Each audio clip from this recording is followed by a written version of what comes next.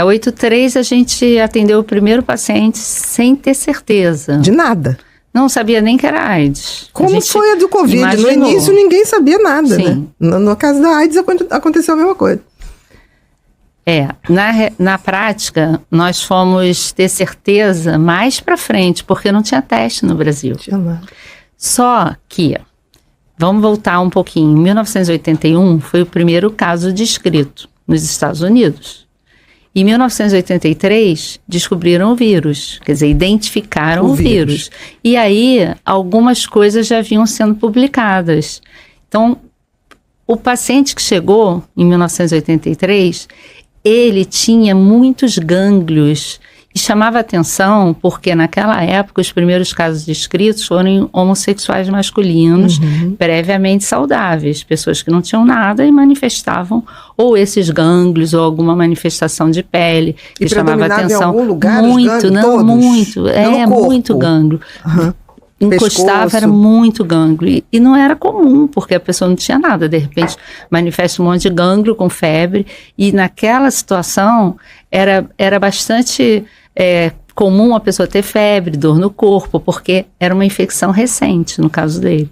Então, nós começamos a estudar, começava a ler artigos, o que vinha sendo publicado, mas não tinha como confirmar, porque não tinha teste no Brasil.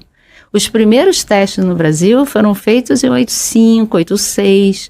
Então, esse paciente, por exemplo, ele morreu de AIDS em 10 anos depois, 1993. Esse foi feito o diagnóstico. Porque, na realidade, ele não tinha AIDS. Aí é bom para deixar claro que infecção pelo HIV é diferente de AIDS. A pessoa entra em contato com o vírus, se expõe ao vírus, então ela tem uma infecção pelo HIV que poderá evoluir ou não para a doença. Que aí seria a AIDS. Exatamente. Então, esse paciente evoluiu para a AIDS porque em 1993, quando ele começou a ter sintoma, ainda não tinha tratamento. Se fosse hoje, ele nem evoluiria, porque a gente já tem remédio. Mas em 93 não tinha, até tinha AZT. Ontem, por acaso, eu estava... AZT foi o primeiro, Foi o primeiro. Né? Foi o que Cazuza usou. Eu me lembro que ele viaja para os Estados Unidos. Só que não funcionava.